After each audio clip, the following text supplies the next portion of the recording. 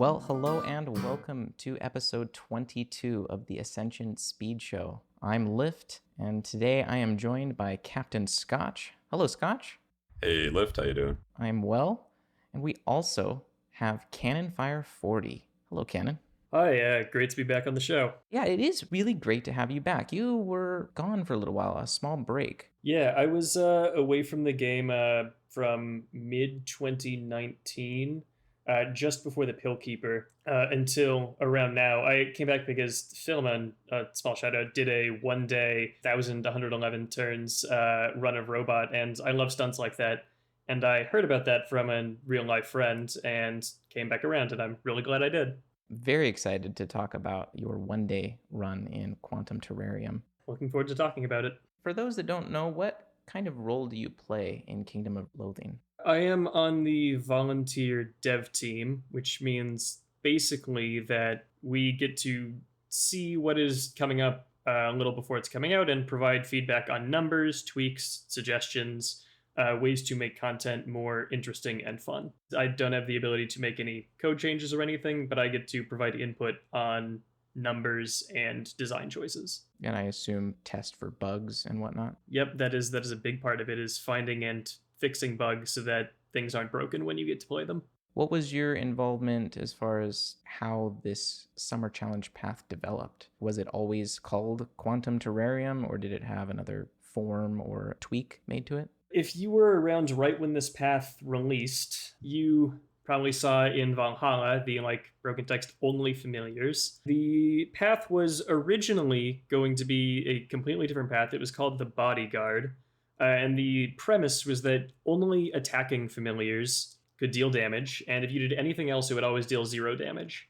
This was not a super fun path. I played a run of it, and it basically boiled down to being 100% imitation crab standard, except for when you were using elemental baby gravy fairies. It got scrapped about 2.5 weeks before Quantum Terrarium released, and we replaced it with Quantum Terrarium, which I think is a much better path. I can agree. We're going to abandon this almost immediately. I know you noted that it was not very fun to play. Yes, if you needed item drop and it was capable of killing monsters, you ran an elemental baby gravy fairy, and otherwise you ran the imitation crab every other turn. 100% imitation crab runs as a standard meta seems difficult, to say the least. Yes, I didn't enjoy the Bodyguard. I'm happy with Quantum Terrarium. I think one of the most interesting parts of Quantum Terrarium was that this might be the first time ever non-standard things, previous old content, was available for use in a competitive path again. To give a brief intro to Quantum Terrarium, since we don't want to skip that, the conceit of the pass is that every 11 turns, you get a random familiar, which is largely out of your control. But to make this a little more interesting, you also get old familiars, and you can use the out-of-standard things that they drop as though they were in standard, which is the first time we have ever done something like that. That opened up a lot of fun pulls. Also, the routing changes a lot because since you have a random familiar every 11 turns, you can't just swap back and forth between familiars. You're locked in for that amount of time to whatever the game has decided to give you.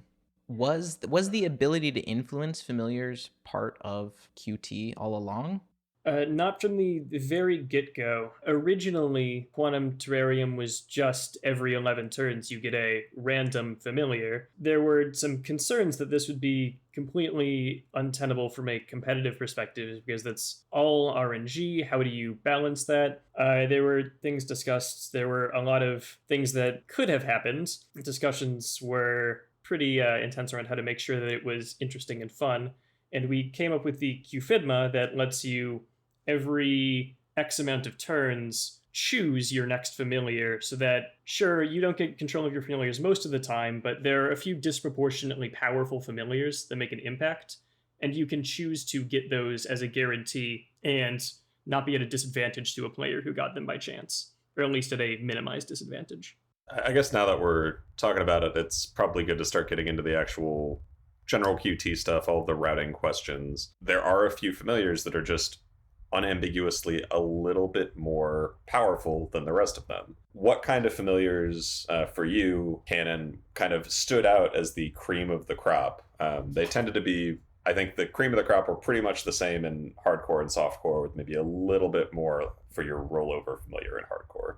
When I was talking about this even before the path released, the cream of the crop familiars are really obviously the Bandersnatch, who lets you get a free runaway for every 5 pounds of weight that the familiar has, which is super powerful. And the Pocket Professor, who is a bunch of copies and who you can use in standard. It's funny, I was actually calling this, when we were working on it, the Pocket Professor problem, because it abbreviates to PPP. And that was the joke way that I referred to the disproportionately powerful familiars problem during development. But my take on these super powerful familiars are the Bandersnatch for the free runaways, the Pocket Professor for all the copies, Space Jellyfish for giving you extra non-combat forces, the Camel because spitting is so powerful, and the Mini Hipster to a lesser extent because of the free fights that let you burn delay that it gives. In hardcore, what ended up happening for both Lyft and myself was that the jellyfish ended up being one of the first cuts on that, which was very unfortunate, but was just sort of a must cut, because in hardcore you only get really 4 useful Q-Fitmas, and you get one more that comes basically right when you're entering the tower. So it's useful for avoiding a bricked run, but not really that useful for actually utilizing it in run, which meant that for hardcore, you ended up with one familiar being either the Boots or the Bander, one familiar being the Professor, one familiar being the Camel, and then one being the Cubling, almost kind of by definition, because going through the daily dungeon without it is such a gigantic pain. Hadn't really realized ahead of time that the Cubling would be so required, and then it became obvious like the day the path released, and I was like, well, really glad that we have Q-Fidma. Without Q-Fid, the Cubling problem would have been pretty considerable in hardcore. We'd have to resort to Pirate Realm at that point. In terms of just routing runs around Q-Fid, I know in softcore you had an interesting issue where, so in my original planning, it was going to be, I was kind of looking at it as a 2-day path until I realized it was about a 280 turn softcore, and that probably meant a 1 day was going to be possible from a smarter person than myself. Like in a 1 day, because you get up to 450 plus turns, you actually get quite a few Q-Fids, right? When I was trying to plan out the Q-Fidmas, I was realizing that you just get so many of them in 1 day because you are turn bloating, that it is actually difficult to come up with productive uses for all of them. And once you've used all of the ones that are obviously valuable, if you get one of those familiars early, you're left with this extra Q-Fidma that you're not actually sure how to spend productively. Because there are familiars that are valuable for utility, like, oh, maybe I made meat drop or item drop, but they don't clearly save turns, and it's hard to know what to do after those first disproportionately powerful ones. It really was an issue, at least in the hardcore side, when, for instance, for the nuns, you desperately needed a leprechaun for meat drop, and there was no way you could spend a force on it. And so you were just waiting around hoping that you would roll a leprechaun someday. And whether that was 11 turns from now or 88, you wouldn't know. And so coming up with something productive to do in the run while you're waiting to like the war, which is a huge turn sink, it was just a lot of constraints on routing. Not to mention some of the other familiars that just made your life really difficult when you intended to do a certain task and then you roll a stab bat. I think Scotch, you had some amazing luck with trying to complete the bridge and with attacking familiars. Every single time I ran this path, I had an attacking familiar on for the bridge, which was almost always +1 turn, and just like, you had to make sure that your monster level was exactly enough so that your familiar didn't overkill it when you cast Mortar, but you were still able to get 5x their HP and cold damage with your Mortar plus like Saucicle. But it was a gigantic pain. A couple of times I needed to do gremlins, and I had rolled something that attacked for a lot, like the Flaming Face, and it would one-shot them. So I think I was fighting like a stone relief something to get stone wool. It's like I cast Elfaction, and then I was going to cast Otoscope, and it was just dead. Well, at least you got Elfaction off. Like, to that point of just like softcore, or kind of 2 day versus 1 day looking really different, one of the other things that was a lot different was just you had more rolls to get the familiars you needed. So like in softcore, you ended up having, so many familiars rolled, it was almost physically impossible for you to not roll a leprechaun in the 350 turns that you had the nuns open. I very much directly planned on getting as many things open as possible so that the window of opportunity to get a good roll was as large as possible. And if the nuns are open, as they were in my plan, on turn 160-ish, that is 350 turns where I need to get 2 leprechauns in that time. And the odds are overwhelmingly in your favor with such a huge window. Your odds are extremely in favor. A little bit less so in like a 280 turn run than a 450, but still one of those things where it's probably going to happen. You're just going to feel really bad if it doesn't. I think my 2-day plan was not going to do the nuns because I was worried that there wouldn't be enough of a window to get the plus meat that you needed for it to actually save turns. Scotch, what impact did this have on planning your route ahead of time because the unknown of what familiar you will have? Or did that change how you routed things? Largely, QT for me was I don't want to say unroutable, because it wasn't unroutable, but it definitely was one where you had to be comfortable with the fact that you were only going to have the ability to strictly route a certain percentage of your run. Like, you wanted to basically route to the point where you've unlocked everything you possibly can, and then at that point, you just kind of turn off routing and start doing things as they make sense to do. In hardcore, for me, and I think for you as well, Lyft, it ended up being around 100 to 110 turns you could route out pretty strictly.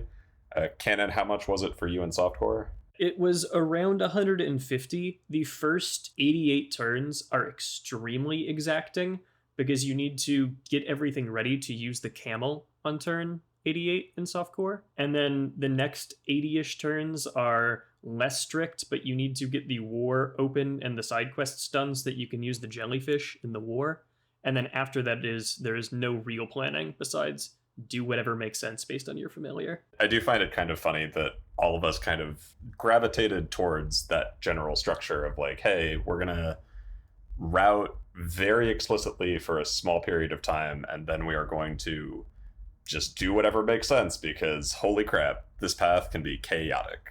What were some of the items of the month that helped alleviate this new source of RNG? Then what were the ones that actually became less useful? Well, I have some specific things to say about items of the month that I think will come later. In terms of RNG reduction, it's kind of taken for granted because it's been in standard for a year and a half now. But as someone who came back earlier this year and was using it for the first time in Quantum Terrarium, I think in this path, the Powerful Glove is actually even better than it is in Standard because pixels are an item drop thing, and I think you only really have 100% item without a fairy.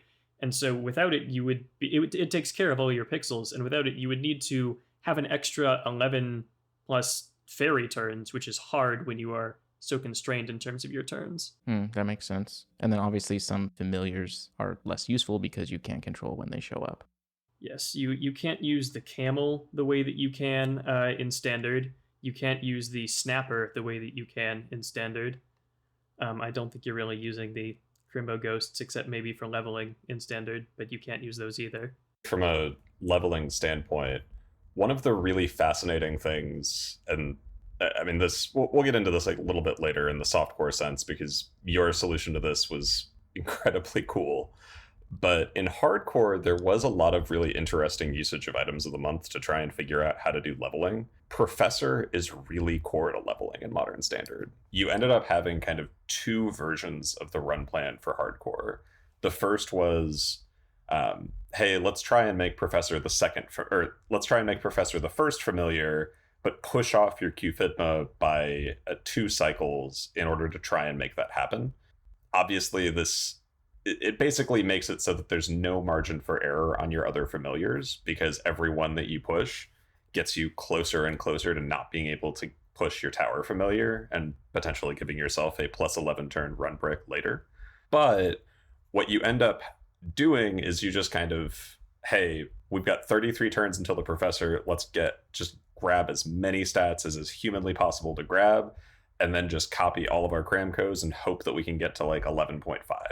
The leveling plan I ended up going with later, which I think was probably a little bit better and definitely better, was to essentially accept the fact that your first Q-Fid was going to be Q-Bling, and you're going to have to fill 88 dang turns until you actually power leveled.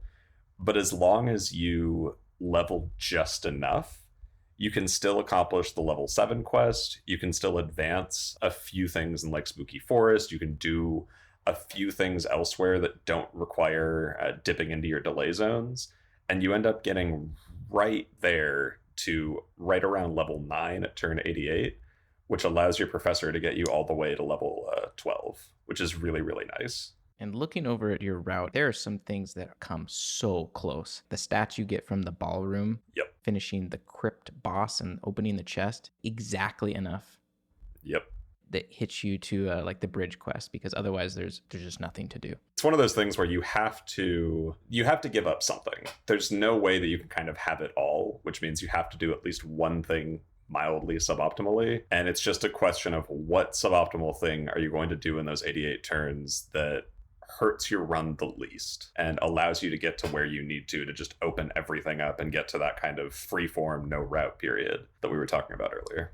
Canon, as far as softcore, you didn't end up using the pizza, I would assume, because you need turn bloat. It's interesting. The original version of my one-day plan, I did 2 one-day runs, one which was 1/471 and one which was 1/459. In the original plan, I didn't think there was any space for pizza, and I didn't eat any pizza. But when I redid the run, I cut 2 poles that were turn bloat, a fork and a green ham hock that I had been using to generate turns, and I replaced those with 2 pizzas and just barely had space. But pizza is definitely much less usable in softcore than it is in standard because you need the turns. And the other thing, which I guess I can talk about now, is the Union Crown, which is hilariously fantastic in one day in particular because it enables this degenerate turn bloat strategy that I came up with. And that's one of the most unexpected things. Like the crown is universally just one of those items that you wear because it's the best you have in slot, but it is by no means good.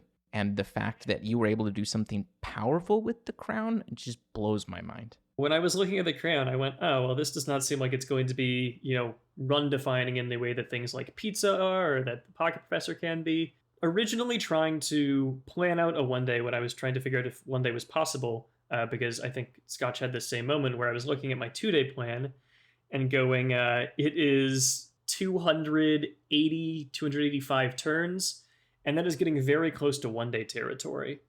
So I was trying to figure out how can I possibly generate enough turns? And I was going through all of my old notes on consumables, everything that I ever spaded. I used to do a lot of spading back in 2013 and 2014 especially. And I found this Dreadsylvania consumable item, which is called Gets You Drunk. And Gets You Drunk is dropped by one of the bosses in the forest zone of Dreadsylvania.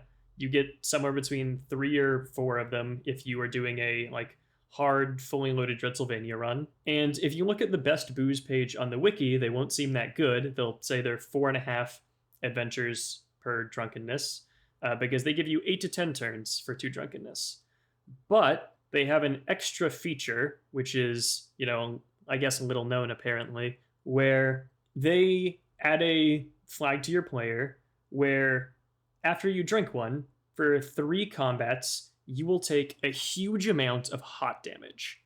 It is based on your level, it's 20 minus your level times your maximum HP and hot damage at the end of combat. And if you can survive that, you get 4 turns later an extra 8 to 10 turns.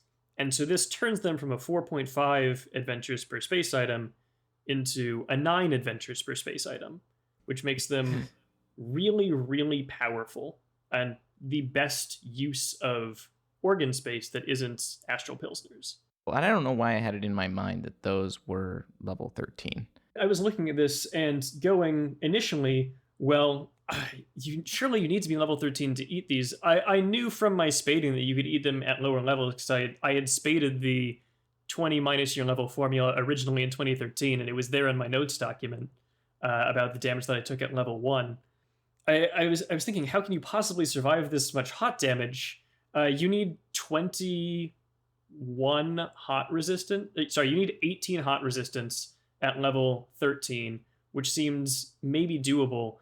but you couldn't put off that much consumption until level 13 unless you were doing really crazy leveling things. But you needed 21 at level 12, and that seemed like way too much. And I was looking at all of the hot resistance you could get, and then I noticed the Union Crown, which gives you scaling hot resistance. The Union Crown gives you +1 hot resistance in a couple of zones, in the Dark Elbow of the Woods and in the desert. And I realized that if you were careful about routing your early non-combat turns in the Dark Elbow of the Woods, and if you were doing the camel early, which I was anyway, and you're using the camel in the desert, you would build up like 5 or 6 hot resistance on the crown by level 12, and you would be able to just barely hit 21 hot resistance to survive the damage without having to sacrifice other turn-saving resources. I'm aghast. It is so cool. This whole strategy of get you drunks, and there's an equivalent for fullness that I've been looking at in a one-day standard called Ghost Pepper, which is based on spooky instead of hot, but it's the same thing. This whole conceit of getting to level 12 and then getting crazy resistance is fun and interesting to plan around, and I'm really glad that I noticed it and that the Union Crown turns out to have this crazy niche use. I love finding niche uses for things that I don't expect to be powerful. It's one of those things where, when released, it wasn't clear exactly what the use of Unbound resistance would be, but I'm glad we were able to find something that it is useful for while it was in standard. I think that the Union Crown is probably going to be relevant in enabling one-day standard this year, which is awesome. Agreed. Yeah, I'm very excited to try out a one-day standard, which I think with maybe one more item of the month it'll be possible. I think right now it's probably possible, but a little bit crunchy. I agree with that. The other big turn bloat element of my one-day run was also my leveling, which you kind of mentioned earlier as my solution to it. In one day, there's this really interesting balance that you have to choose where all of the rules are kind of different for one day versus 2 day softcore, where you want to be generating these huge amounts of turns, but you also want to use as few pulls as possible on turn gen, because pulls save turns. And I came up with this, well, actually, shout out to Ilsis, who thought of this originally when we were talking about this together.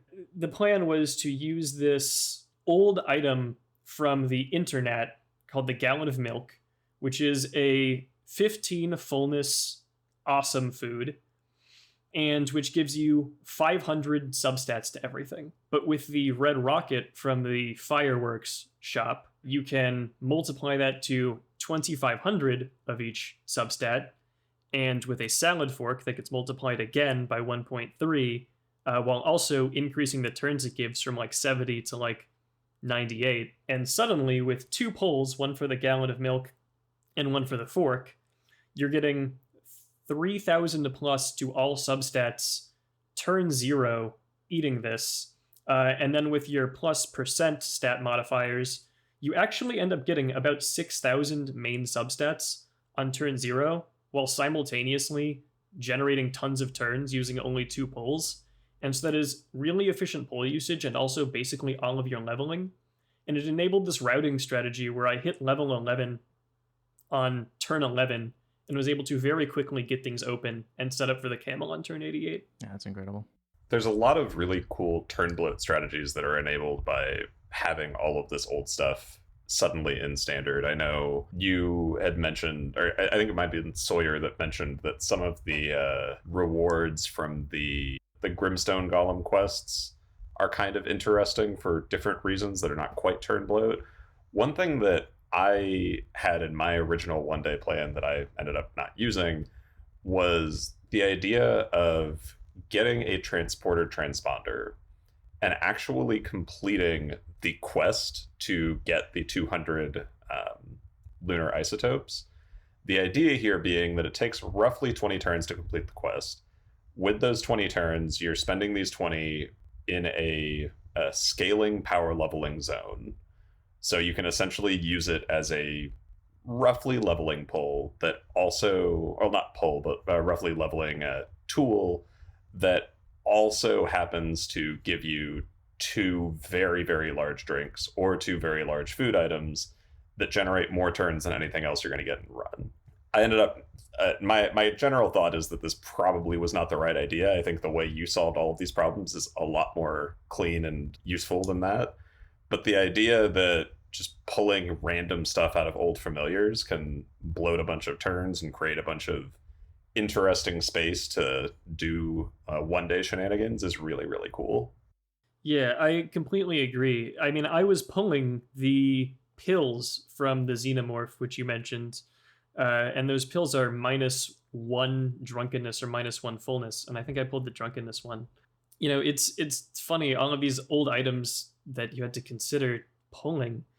I mean, both from turn bloat and turn cut, but the xenomorph was actually one of the familiars that I hoped the most to roll by chance, and I didn't in the gold one, but I was really hoping for it. Because if you managed to get it by chance, you didn't have space for a Qfidma, but you could yellow ray one of the monsters to get a map and farm the pill, which saved the pull, which might have saved more turns. Although I was actually worried about how dark Grimace was on the days that I was doing my run because of this, which is a hilarious concern to be having. You weren't forcing a snapper, right? No, I was not forcing a snapper. It's one of those zones that if you are using a snapper, it's very, very hard to actually run into an alien. But if you aren't, then it's kind of a crapshoot.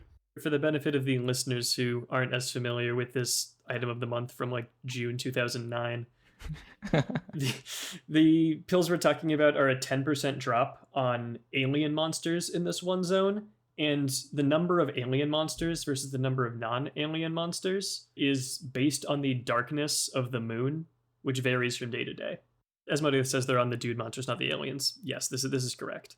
Without access to something like the snapper on demand, you can't inflate the number of dudes. Although that would have been a really funny use for the new Scent of a Human candle, if that had been available.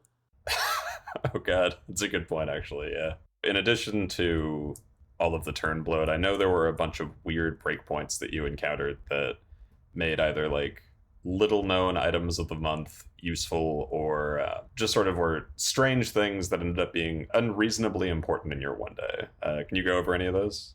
I think from an item of the month perspective, one day is just relying on this rule that every little bit counts. And so I ended up in this position. The one downside to the gallon of milk strategy is that it applies a debuff to you that you can't remove for the first 100 turns.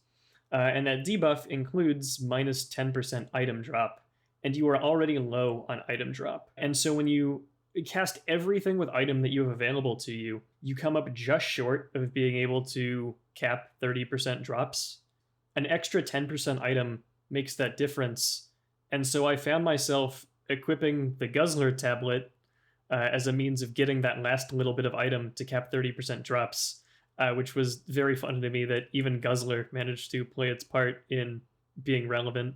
The Guzzler tablet is a silly item. It is a very, very silly item. It's not often that you can combine both the Crown and Guzzler, some of the weakest items of the month, and get something relevant from that. There was a moment where I was like, okay, what are the best things for me to equip right now? I need to make sure that I have both Guzzler and the Crown on, which is very funny. The other really big difference in one day is just that you lose so many resources. You're down a full set of what I would call daily flags, which is all of the things that you can use a limited set of times per day. And the big one that you really, really miss in one day softcore is banishes.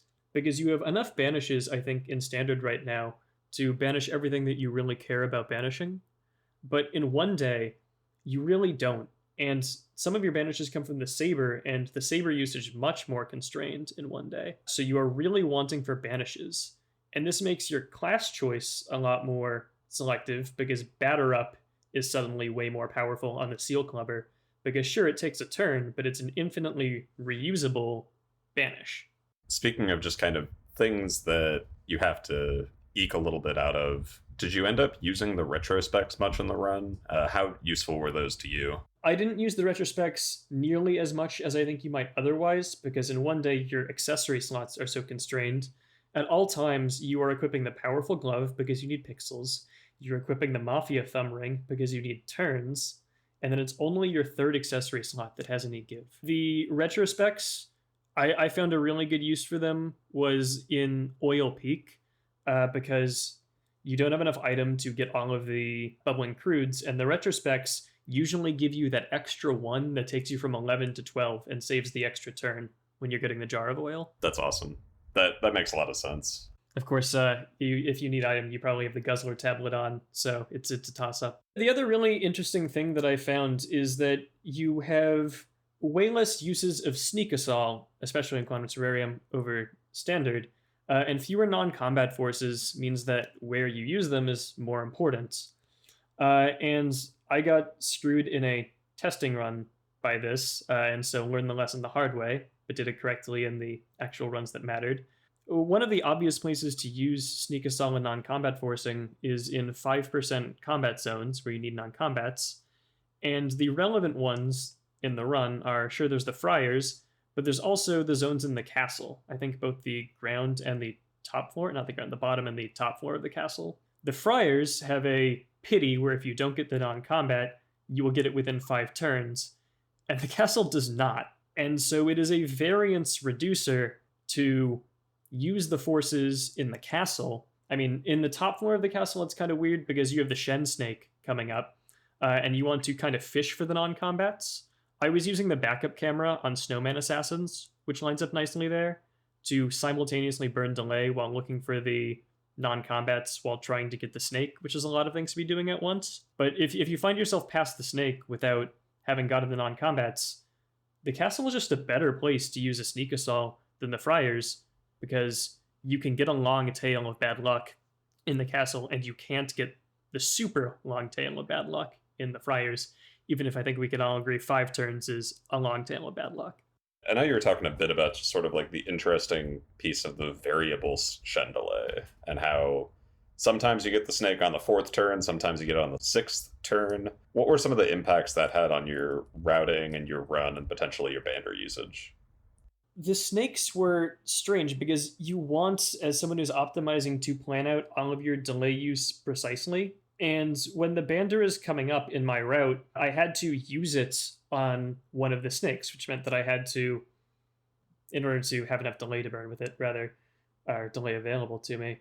And the way the snakes work is that when you talk to Shen, the game chooses an amount of delay for you between 4 and 6, or I think it's between 3 and 5, but you get the snake on turn 4 or 6. 4 or 5 or 6. This makes planning around it complicated. And so I think what I ended up doing is I ended up only burning 4 turns of delay on one of the snakes because I didn't want to waste a bander turn at one point. And there was also this complicated choice of whether or not, when you're fishing for Snowman Assassins, whether or not it makes sense to use bander runaways there or try to... It's just complicated because there's so many things that you want to be happening on these turns. There's fishing for non-combats with the one snake, there's Snowman Assassins with the other, and even on the rat bats, I don't have the extra clover to use in the bats in one day, which means that I need to farm the sonars, and using a yellow ray on that is not obviously correct because you'd prefer to farm it during those turns. But that means you can't use bander runaways, and you're not sure how much delay you have for the snake. It was a surprising amount of effort to decide what to do there. That was one where hardcore was also kind of a pain with that, because the clovers are also very constrained in hardcore as well. Because you have so little item drop, the smutwork bridge takes longer than usual. You generally would like to 2-clover Abu if at all possible. Because pizza effects are a little bit more valuable, if it's possible to clover for ultra hydrated and go for the stone rose as well, that's not actually a terrible call. Like, there's a lot of like very weird stuff that makes it so you end up not clovering Bat Rat in hardcore, or at least in I don't think me or Lyft did that on our ends. Clovers were in high demand. I believe I had at least 3, maybe 4 clover pizzas on day 2. Wow. As somebody who had to make do with very few clovers, I wish I had been able to eat clover pizzas. But yeah, I had a single clover from the Hermit on both days of my run, so that already put me a little behind. Yep. Deciding to double clover Abu Peak did save the variance with trying to get a drop with only 110% item that needs 567. It felt worth it.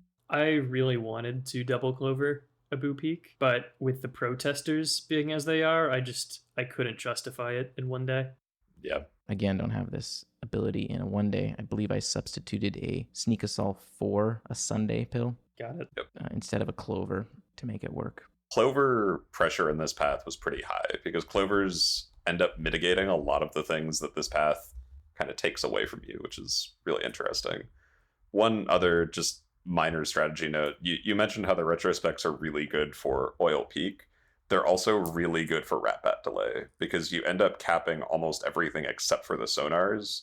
And in a few turns of delay, there's a pretty good shot that you're going to get at least one sonar from that. The one downside, which was a pretty major downside for hardcore, is that you kind of want to get the airship unlocked as early as possible. Then you're in this weird, okay, well, now I need to get to level 11 before I even do the airship. Oh my god, how am I going to have enough stuff to do? And you get to a lot of weird stuff there. This might entertain you. I had this routing choice because I was forcing the professor on turn 11 in order to hit level 11 super early, since I was eating the gallon of milk, turn 0, where the way that I did the bets involved using the cartography to get access to the rat bats, using like a very early turn 0 yellow ray on one of the rat bats to get access to the bean bat, and then farming the bean bat the natural way and hoping for a sonar on it if I got lucky on like turn 5. And this was in service of getting access to the airship and having delay to burn the leveling copies in. That makes sense. Canon, this was one of the first times that they had to make this exception list, this whitelist for old item of the month familiar content. Can you shed some light on how that went? Actually, I'm happy to talk about that. So Standard has historically never had the ability to add any kinds of exceptions whatsoever. I mean, a lot of Standard is very hard-coded. When we were looking at doing this path, I think it was C.D. Moyer's idea that, maybe you get old familiars and you can use all of their old things. And that meant coming up with, a way to add a violation to Standard for the first time. CDM made the actual system for making all of that work, so thanks to CDM, who is amazing. Mm-hmm. But the actual item lists for what do we allow, I would love to tell you that this game has everything detailed in the data tables where it was easy to do. But actually, I went, well, somebody's got to make the tables. So I sat down and said, okay, I'm going to spend the next few hours coming up with everything that you can possibly get via an old familiar. And the process was largely, me sitting at the wiki, me looking at my old spading notes, because when I was spading, I used to make big lists of every item that could be obtained from whatever piece of content, which was surprisingly useful to reference 9 years later. I went through and I spent like 6 hours by hand making all of these huge tables of everything that you could possibly get, and then they're all commented, and I gave them to C.D. Moyer, who put them in an array somewhere in code, and that is how the whitelisting works. Wow. Was it in this list of things that I found by hand like a week before the path came out. But I'm really glad that we decided to do this and that this effort to making these systems was put in, because now we have this ability to add exceptions to Standard. You might have noticed this if you play Pocket Familiars, which is permanent Standard. But Pocket Familiars is in this weird place where the path-specific item of the month, the PokeFam Guide to Capturing Them All, went out of Standard, and you weren't able to use it, and all of the familiars from it were just unobtainable. Thanks to the work that went into making Standard have exception lists for Quantum Terrarium, we were able to fix that, and now the PokeFam Guide works in Pocket Familiars again. And that's cool, and the ability to potentially add exceptions to Standard, if it might make sense for some future challenge path, is, I think, really interesting design space that we've opened up. This is a personal dream of mine, but I would love to create a Standard suite that you would select, let's say in Valhalla, where you get to choose, I would like the ability to use these and only these items of the month. Yeah. Because for the purposes of making challenges or on the Discord, hey, everyone, we're going to be doing Dark Gift exactly the way it was in the year it released, or going back to, I want to try Standard with both Source Terminal and Cramco, but not Bander. And it would just be so much fun to be able to have something like this. I don't know anything about programming, really, so I have no idea how hard this would be to set up. Thought I'd at least tell you. I love the idea. I mean, I loved Dark Gift when it was active, and I have loved a lot of old paths when they're active. And the ability to play them as they were, I would find really compelling and interesting. And the ability to come up with custom restrictions and impositions, I would find really interesting. I sadly don't have the ability Mm-hmm. to make that happen, or I would. I find the idea really interesting. I would love to see it happen. It's definitely something that I will bring up now that we have some of this restriction flexibility that we didn't have before. Even just like a check mark that's just like, hey, play the path with the path standard would just be truly lovely. I agree. That would be amazing to be able to revisit old paths as they were. One thing that I thought was really interesting was just, and we had a lot of discussions about this on the QT channel as well, but the actual numbers behind QFIDMA, the every 11 turns, the path progression, all of it was pretty well designed. What were some of the like restrictions and process and thought that went into picking these numbers, as well as, obviously the funniness of it being 11 turns? I came up with the numbers for the QFIDMA. I wanted, and I put a lot of thought into trying to make sure that they were good numbers. I was worried when we were doing this path, and I think I mentioned this at the start, that the RNG would be too much for this path to be competitively reasonable. Obviously, the numbers were going to end up being multiples of 11 because that's this game's way. When I was sitting down, the like range that we were kind of talking about initially was anywhere from, every 50 turns to like every 150 turns that you would be able to use QFIDMA. And I wrote a bunch of simulations for the QFIDMA. I asked myself, okay, how many familiars do you want to force? How many are critical for you to force? And what are the probabilities on getting screwed if you are looking at a 300 turn run, a 400 turn run, or a 500 turn run? And I was kind of assuming that, if after like turn 250 or so, if you get something that you were going to force, that's probably good luck. And, that's probably not a huge deal. So it's real. I didn't actually think this until I had done the simulations, but that was kind of the intuition I was using. And I put a lot of time into trying to make sure that the numbers were reasonable. The 77 turn minimum that I settled on was 1 in every 7 familiars you could control. And the probability of getting screwed in a regular run was about 5% for the whole run and like less than 1% for the first 150 turns. And that seemed okay to me. I think I settled on the range. I specified it as 111 turns to 77 turns. And it's kind of funny to me. There's like an off by 1 that makes it 78. It was originally 2 that you would get -2 turns on the cooldown for each run you did. But I realized that was like 20 or 30 lead-in runs. And there's 17 lead-in runs, and that was just unreasonable. So we reduced that to 3 points per run, which I think worked out pretty well. That makes sense. I think it worked out pretty well. I'm personally very glad that AutoSend covered this path, because I do not think that I would have had the stamina to do even the amount of, I think it was like 6 or 7 lead-in runs required, if I remember right.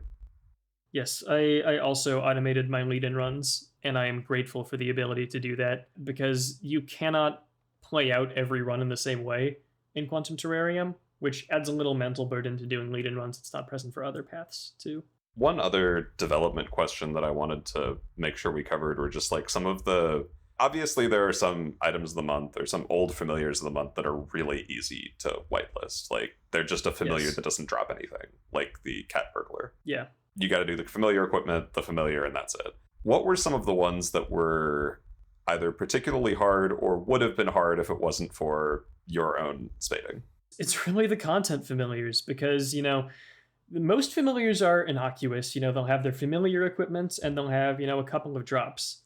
But the content familiars, and in particular the Jungman and the Grimstone Golem, drop these items that spiral out into like dozens or even 100 plus items. And I was lucky. The 2 worst offenders are the Jungman and the Golem. And in 2013, 2014, I was this big spade, and those were the ones that I had spaded in the most depth. And for those 2 in particular, I was able to just go to my old 2013, 2014 documents, which were still in my documents folder on this PC, and basically copy paste them, which was a huge load off my mind. I had to do the big one that I had to do that I didn't have notes for was the sandworm, which was just a ton of stuff.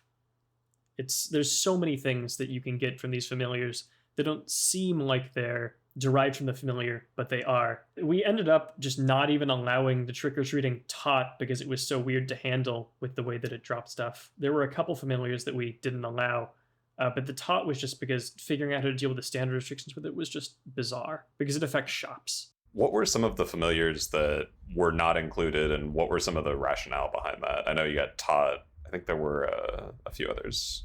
That was also me. If you are at all upset about the familiars that weren't available, I'm sorry. My list of weird familiars, which I actually have open right now, was the Kama Chameleon, because it eats equipment, which is weird. The Crimbo Shrub, because it has that box of decorations when you select it, and you don't select familiars in this path, which is weird. The Disembodied Hand, which wears things, and in fact the whole class of disembodied familiars, which includes the Pants Rack, the Hat Rack, and Lefty. The Gluttonous Ghost, because I wasn't sure if you could feed it. The God Lobster, because I wasn't sure if you'd be able to fight it. The Homemade Robot, because it's weird, because it has this whole, like, oh, its weight is based on how many parts you've given it. The Stalking Mimic, because you feed it candy. The Crimbot, because you configure it via main.php. The Gnome and the Reanimator, because they have, like, weird equipment management, and the Reanimator has body parts. The Robot Reindeer, because you have to use these protocols on it. Stupor, which is +1 drunkenness. And I think that what we actually blacklisted was like the Black Cats, because we didn't want to be horrible to people, although we did let in the April Fool's familiars. So, the Kama Chameleon, the ones that are just equipment holders, and the trick-or-treating tot. And I think that's actually it for what we blacklisted. So we were more generous than my initial list of weird stuff. Quick aside, I was very, very happy I had a familiar forced for the tower because I did get the Floating Eye as my projected familiar. I'm just glad I was able to say goodbye to that one. I'm glad that we left Stupor in. It was a good tower force familiar. Yeah, I think people are saying in the chat that Crimbo Shrub got blacklisted shortly into the path, which makes sense. It was in my initial list, but we didn't ban it because we erred on the side of being generous. One last dev thing that I did want to cover was just the April Fool's familiars. And first of all, I wanted to give a big shout out to SSBB Hacks and Asmoditis and JLE for just like doing and figuring out that it was possible and reasonable to do 100% April Fool familiar runs in the path. Was this something that the dev team kind of saw coming? Like, was this something that you guys were like, oh, if we let them do this, someone is going to do this? It occurred to me ahead of time, and I had asked CD Moyer to make sure that when you got every familiar at least once, the pool refreshed, so that you could continue forcing familiars, kind of in the hopes that someone would be crazy enough to do one of these 100% familiar runs. And I am really happy that it happened because I wasn't sure that it would, and I think it's a really, really cool thing this path enabled. I also would like to give whatever the inverse of a shout out is to Cheese Cookie for adding 100% April Fool familiars to CC Snapshot, which is both the funniest piece of KOL trolling I've ever seen and also very, very painful. The fact that it's, I think it's JLE who was going through and doing them all is so funny that, the people who feel compelled to fill out these green boxes, Cheese Cookie is an amazing troll, and I really admire him as a club. Gotta respect it. I think we can move on to questions now, though, Lyft. Is QT strictly stronger than standard right now? Or is Bandersnatch the only thing that pushes it over the edge? I would actually say, as someone who's been looking a lot at porting his one-day plan from QT to standard, no, I don't think it's actually strictly stronger than standard. I mean, you lose the Bandersnatch, which is a big loss, but you gain all of these camel spits. And the camel spits can be used on green ops soldiers, which gives you 4 free runaways. And the extra spits for all those extra free runaways actually almost entirely compensates for the Bandersnatch. And then on top of that, wow, suddenly you can use a hobo monkey for the nuns. Wow, you don't have to deal with all of this RNG screw, and you can plan your routing. You gain all of these things back that you didn't have in Quantum Terrarium.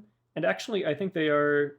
It is definitely not strictly stronger, and standard might come out ahead in the end, although I need to think about it more. The Bandersnatch definitely simplifies the execution, but I'm not sure that it's necessarily more powerful. That makes a lot of sense. What is the best familiar name that you remember encountering this season?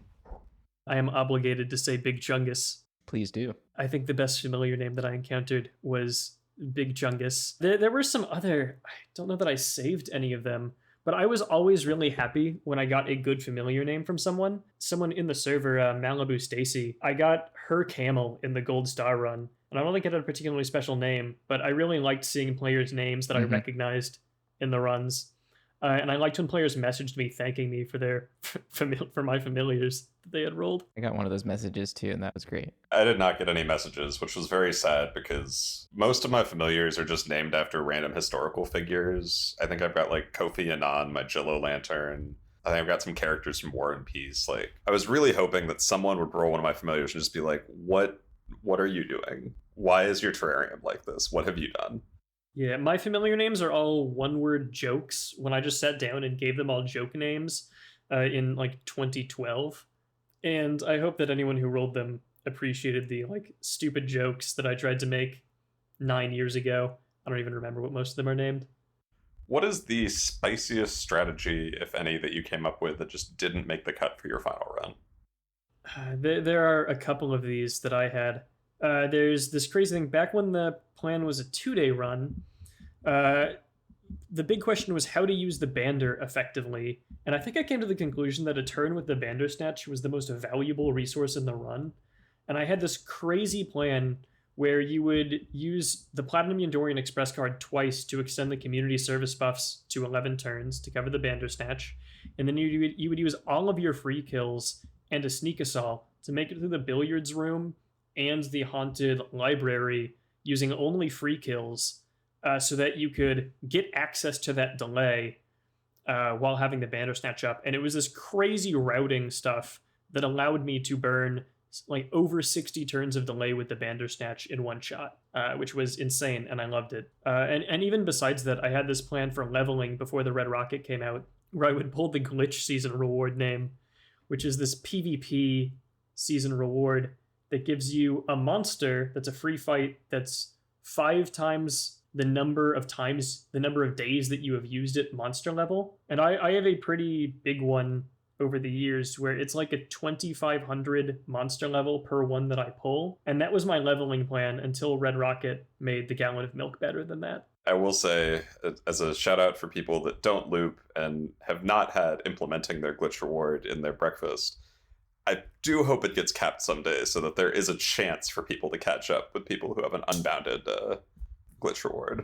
I have raised the point, and I am hoping that we just cap it at like 1,111 uses or something like that, where it's, powerful, it doesn't affect anyone today, but it's leveling that playing field. That's my hope for that. Makes sense. On my end of sort of spicy strategies, and I think you might have one as well, Lyft, but so I already talked about the weird transponder leveling thing, which I thought was kind of funny. Another one that I was thinking of for softcore was just making sure to swap out one of my forces for the machine elf so that I could duplicate one of my pulls and save a pull. It's one of those things where I wasn't entirely sure whether that like A made sense and B whether it was something that was actually useful, but there's a lot of really cool stuff that you can duplicate that would actually have been very, very useful there. So that was one thing that I was trying to figure out a way to do in my 280 before I realized that, oh wait, 1 day is possible, so you definitely force a machine elf and you definitely dupe something. I was really hoping to duplicate a car battery. Did you end up forcing machine elf, Cannon? No, it was on the list of things to think about, but my forces ended up being the Pocket Professor on turn 11, the Camel on turn 88, the Space Jellyfish on turn 165, the Bandersnatch on turn 240, the Mini Hipster on turn 320, and then the last force was just reserved for Stupor for the tower. Although I actually got bad luck and rolled Stupor 20 turns before the tower, and was worried I wouldn't finish my run because of that. The whole idea of just using the machine elf duplication to save a pull is just something that sounded really cool to me, and I wanted to figure out how to make that work. I loved the idea. I also spent some time trying to figure out how to make it work, and I couldn't end up justifying it because the forces were so tight. What was one of the best or worst RNG moments you had during the run? I think I just mentioned the, stupor 20 turns before the tower, but I had a bunch of weird moments. I had this really weird RNG in, I forget if it was the gold or the run before that, where I had a really exceptionally good Friars, but then I had a 7-turn billiards room, and I got totally screwed on rat tangles, where I got no rat tangles, and I had to spend like 6 turns back farming ratchets after I had finished getting to the control room. Okay, that's rough. That actually happened almost exactly to me in my 375, which was one of my first. Was briefly on top of the leaderboard before I got ousted, but basically that probably should have been more like a 365 ish. But I had to spend about 10 turns back farming ratchets without a ferry because I was out of non-combat to do the top floor of the pyramid, and I didn't have any real item drops. So I was like, I literally don't know what to do here. Oh god. After that, I just saved envies for the Rat Kings and over invested in the tavern to make sure I had 2 tangles to try and solve that kind of issue late in the run. On a good RNG note, it wasn't in my gold star run, but it was in the run that I co-piloted with Thoth19 on his account, who had helped with planning. He got completely by chance on turn 22 the reassembled Blackbird, and turn 22 is exactly when we were doing the Black Forest in our plan. That's lovely. Wow. And that was probably the best piece of RNG we saw in the entire set of runs we did. I do have one thing that I will have to beat you with because this was absolutely wild RNG. Okay, that's pretty good. I hit Stomping Boots the exact turn I was going to Q-Fit Force Bander. That is really lucky. That's just an extra free force. I was able to force Jellyfish on day 2 instead of that. Like, it was perfect. Like, I don't understand how I got that lucky. Well, to be fair, I also had a lot of other problems in my my most recent runs, but we say this and then we look at your crypt. We say this, then 7-turn billiards room. yeah, exactly. But like the when that happened, I think I just paused and like walked outside because I was like, no, what are you talking about? Because I was thinking about even giving up the run at that point because it was just going really poorly. So that was quite nice. One question that we got asked that I think we already kind of covered, but just might be good to expand on a little bit more, was how tightly we were able to stick with our plans despite getting a curveball every 11 turns. I think we already mentioned, and you mentioned, Cannon, that you had kind of like 150-ish turns pretty strict, and then the rest were sort of, free jazz. In hardcore, it was more like 100. Were there any plans that just got completely blown up by familiar forcing? Yes and no, but I think the real answer to that question is all plans were blown up because you couldn't plan past 100 or 150 turns.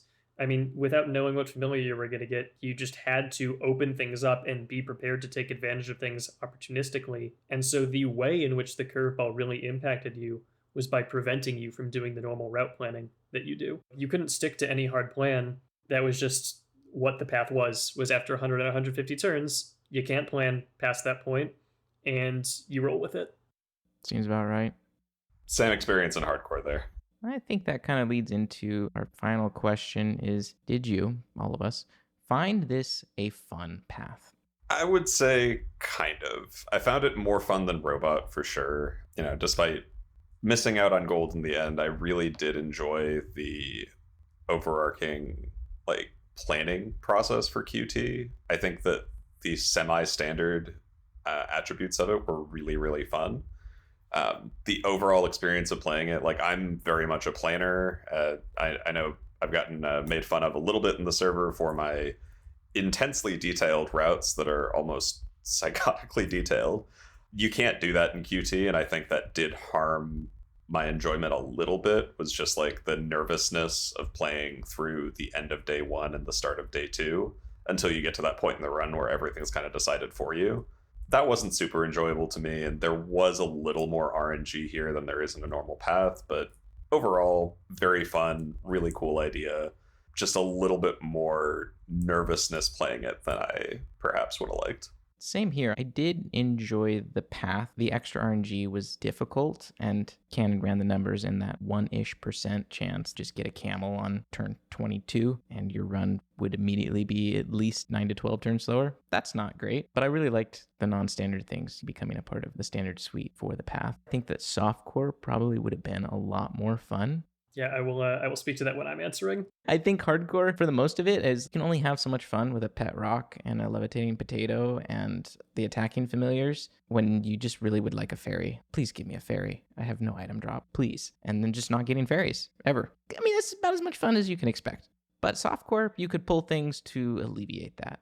Softcore let you pull things to alleviate that, and in one day, your run is 450 turns, which is like an extra dozen familiars, which alleviates some of that pressure of getting bad rolls as well. For my part, as someone who only really played softcore, as someone who, helped decide on the numbers for this path and helped make this path, I found with Dark Gift, which was the path that I was very, very heavily involved in before, that the paths that I am more involved in are more suited to my taste. And I found this path particularly suited to my personal tastes, and I really enjoyed playing it.